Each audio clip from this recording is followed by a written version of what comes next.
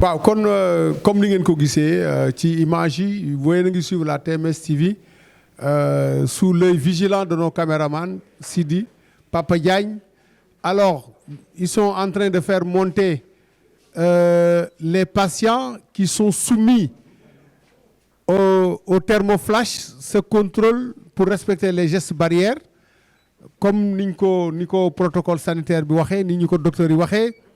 Patients yi ñu ngi yéeg bu ñëwee dañuy sumi seen dàll mais balaa boobu dañ leen teg loolu ñuy wax thermoflash pour xool seen température exiger leen aussi ñoom ñëpp ñu takk masque comme ni ko sëriñ bi waxee waaw dañuy takk masque takk masque buñ duggee ci biir xam naa ne am na leen waaw appareil bii ngeen gis appareil de détection la kii moom mooy tax bu fekkee da nga am maanaam loo xam ne nii mën na faagaagal waaw sumi ko foofu donc daf koy signaler lii boo leen demee ci aéroport yooyu da ngeen koy gis muy appareil bi muy appareil de détecteur waaw dañuy takk masque ñu teg leen thermoflash ba pare aussi tamit teg leen appareil bi waaw dañuy sumi fi seen dàll bu ñu demee nag ñu installé leen ci ce luxueux salon avec des fauteuils bourrés ñu toog fa nekk à l'aise waaw fii mooy cabinet médical Thierno Moulay Sow toutes les personnes des âges différentes ñoom ñoo ñëw pour les consultations mais aussi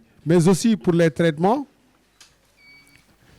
Alors dégg nga ils sont tous soumis à un contrôle très rigoureux avec le respect des gestes barrières, à savoir le port de masque toucher les mains avec du gel gis nga. Alors pour la cohésion sax suñ caméraman bi Pape Diagne il s'est transformé vraiment gis nga même masque yi sax dañ koy changer bu fekkee ne masque la boo xam ne ni xëj na vraiment ça n'inspire pas trop confiance xaw na yàgg yooyu sànnil benn bi foofu voilà sànnil benn bi foofu waaw tey Pape Diagne moom mooy yor liggéey boobu mooy contrôle masque yi di xool la qualité des masques et ça c'est très important il faut des masques de qualité pour waaw ñu sumi dàll yi ñu contrôler leen ak appareil de détecteur bi xool leen waaw gis nga waaw fii geste barrière dañ koy respecter parce que aussi tamit il faut se soucier de la santé des patients waaw teg leen noonu rek waaw fii moom incha allah daal boo fi summi boo ñëwee fekkaat ko fi waaw boo leen duggee rek incha allah vous serez soumis en tout cas à toutes les formalités pour pouvoir être consulté. Voilà. Personne n'est épargné sur le contrôle. Même nous, en tant que journalistes commentateurs, on est obligé de suivre les gestes barrières. D'abord depuis le passage au thermoflash, ensuite le contrôle avec l'appareil de détecteur, le port de masque, jusqu'au gel. Rien n'est laissé au hasard, Saliou. Bien sûr, rappelons juste qu'il s'agit du 2 mars 2021, donc il y a de cela un an, jour pour jour, que cette maladie, vraiment, cette pandémie a été détectée au Sénégal.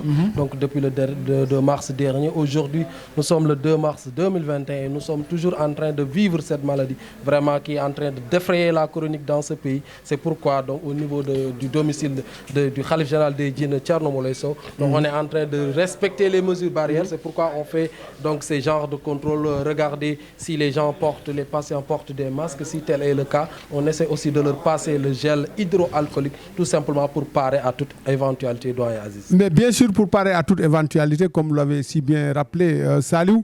Et d'ailleurs, si vous voyez en fond de salle, les patients qui sont bien installés, mais je vous assure que tous les patients ont été soumis aux gestes barrières, à savoir, vous l'avez vu, le gel, ensuite le port de masque, jusqu'au thermoflash, rien n'est laissé au hasard. Cela veut dire qu'aussi le marabout, quelque part, c'est un légaliste. Il croit en tout cas aux médecins, il croit au protocole d'accord.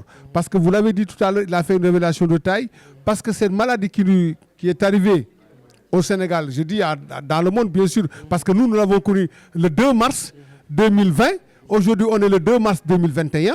Alors, il dit que quand il faisait des prières pour éradiquer cette pandémie, pour lutter contre cette pandémie, il s'était habillé en blanc.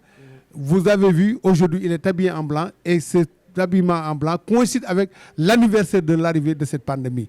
Alors, vous avez un commentaire à faire, surtout en anglais, salut. Pour ça.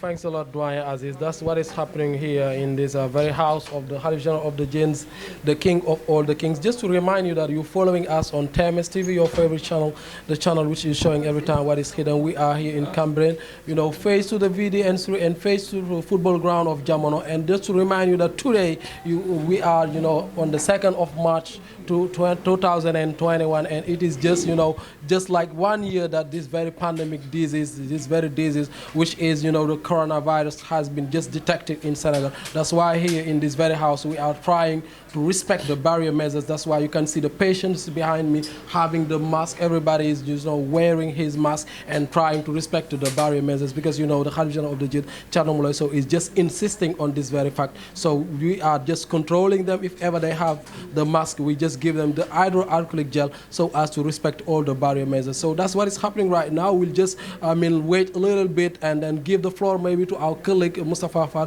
who will be doing the ground reportage, trying to see the patients, where they are coming from and what are they coming here. That's what is happening right now. So stay with us on TMS TV, your favorite channel, the channel which is showing every time what is hidden. Doyen Aziz. Kon nag ñu ngi leen di bàyyi tuuti ngeen dallu le temps que Moustapha Fall ñëw pour le grand reportage. À tout à l'heure.